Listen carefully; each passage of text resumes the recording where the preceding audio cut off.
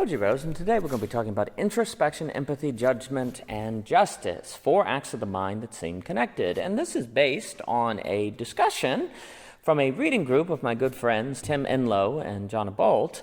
And I've had the pleasure of reading with these gentlemen for years. And we were discussing Book 10 of St. Augustine's Confessions. And in that book, as St. Augustine is going through his famous introspections, he's been exploring memory, the connection of memory to ascent to God, time, all these different subjects. The Confessions is a very, very extraordinary account, an elaborate account of ways of the mind in exploring the self and knowing oneself. And in Book 10, there's these interesting connections between introspection, judgment, and justice. How it seems to be the case that in order to make to complete an intellectual act, we need judgment because we have to determine how my idea of a cat lines up with what the cat actually is. So judgment is very important to us, and it would seem to be that the best training ground we have for learning how to judge accurately is through introspection. And also, introspection seems to be very important for learning ourselves, how our brains work, and that's all going to be very necessary actually for empathy, which is kind of funny because the idea of introspection helping empathy would seem to be the exact opposite because introspection is going inside while empathy is outside. But if we don't know how our minds work and we don't know how we work, then we're not going to be able to tell when we're actually just approaching people as our ideas of them as opposed to who they actually are. The paper Critical Thinking is going to hook up and argue that critical thinking and empathy are deeply connected, and it will argue that very often in the act of empathy, we're not actually putting our feet in other people's shoes, we're putting our shoes in other people's shoes. But in order to figure out when we're doing that, we have to know ourselves. We have to know when we're judging someone as being more of our idea versus actually trying to enter in and see the world as they see it. We can tell when judgment is getting in the way of truth. But of course, this is very risky because whenever we introspect, we could just be feeding our ego. We could just be engaging in egotism. So how can we be sure? Well, it's very risky. And Augustine will give us many tools by which to go about figuring this out. He questions his motive. Constantly. He's always questioning why he's doing one thing or another. And I think that constant examination of motive is important here. He'll have elaborations on how do you tell when you should eat food, for example. When should you judge that you should eat food? He's going to say, well, you should eat when you need it, but not when you don't need it. But then you have to judge when you need food, when you don't. And this is going to be linking together judgment with weighing and proportion. Very often in classical thought, justice is found in the right proportion of virtues and values and weighing things together, which would, as we're going to get to, suggest that judgment and justice are tied together. Proportion and justice are tied together. Doing the right thing. If we align that with justice, then when is it just for us to eat? Well, according to Augustine, it would be when we need it as opposed to when we just merely want it now. But here you go. How can you tell when you're doing one or the other? Well, that would require radical introspection. Augustine will talk about when is it okay to listen to music, and he's going to conclude that, well, it's okay to listen to music when you're really paying attention to the words, if they're hymns, because that's going to point you to God, but not so much if you're doing it just for the music, because that might be sensual and just leading you to the world, and that would be bad.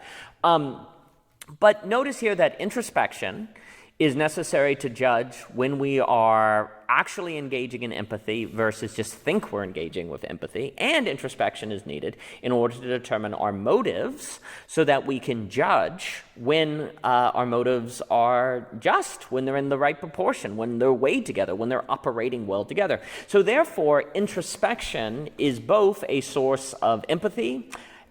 It trains empathy and it trains judgment. And both of those, judgment and empathy, are very important for justice. If we have a world where nobody empathizes with one another and where nobody can judge when they're actually empathizing versus only think they are, or judge what they should do in what situation, what ideas, what virtues should be applied and when, and how to weigh them into the right proportion, it is very, very unlikely that we are going to get a world of justice. And so introspection, empathy, Judgment and justice are strongly tied together. They are all trained together. But don't we have a society of introspection? Everyone is always talking about themselves, self-knowledge, meditation, and so on and so forth.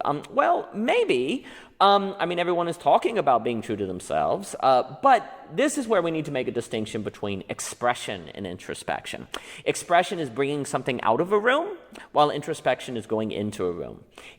Expression seems incredibly similar to introspection because you're expressing an inner state, but that doesn't necessarily mean that you've gone in and known that inner state. Now, introspection has to lead to some sort of expression of that introspection, but we should not assume that the presence of expression necessitates the presence of introspection. And more problematically, if we lack the ability to judge, because we haven't done introspection, we're actually not going to be able to tell or judge the difference between introspection and expression. And so this begins to suggest that the loss of introspection also hides the loss. That when we lose introspection, we also lose the capacity to judge, which is necessary to even tell that we've lost the introspection. So suddenly it becomes quite dire. And expressionalism, can actually function as evidence to us that we are an introspective society precisely when we are not.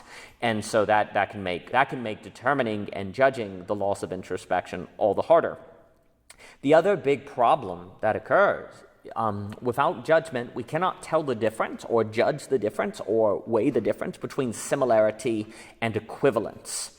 And where that is lost, you're going to have a lot of tribalism, political collapse, and things, and so on. And the example the paper is going to give is if the government requires you to have a driver's license, that is similar to, say, a totalitarian regime asking for your papers, but similarity does not prove equivalence. Having a driver's license is not the same as having to show your ID everywhere you go because you're of the wrong minority class or group of people or so on and so forth. But in order to tell the difference between similarity and equivalence, which you're really going to need in order not to go too far, because, if you have a society where there's no identification at all, where nobody has any papers, then it will be very difficult to organize the social order. So papers can have a good role.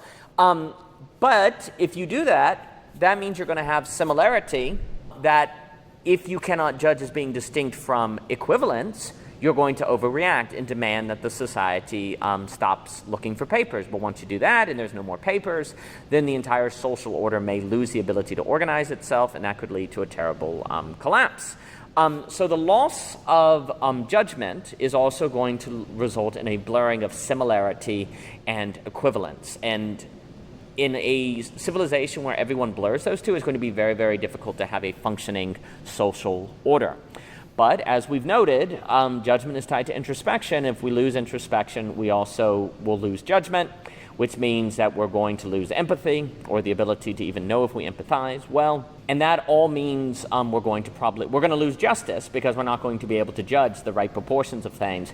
And it's especially the case that we're going to lose justice if we can't tell the difference between equivalence and similarity, because everyone who disagrees with us is almost automatically going to have to be the worst of all possible people. We're not going to be able to see any similarity with them. We're going to stress their difference, and we're going to make them equivalent to the enemy, because where there is no ability to weigh, all similarity must be equivalence, and people we disagree with are going to be equivalent to the enemy.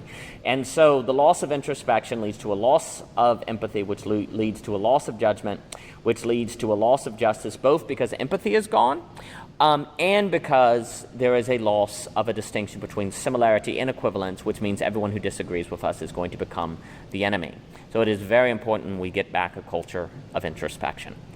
For more by O.G. Rose, please visit ogrose.com, YouTube, Anchor, Twitter, Instagram, all of these things. Thank you for your time, and thank you for giving us your ear, and it means a lot.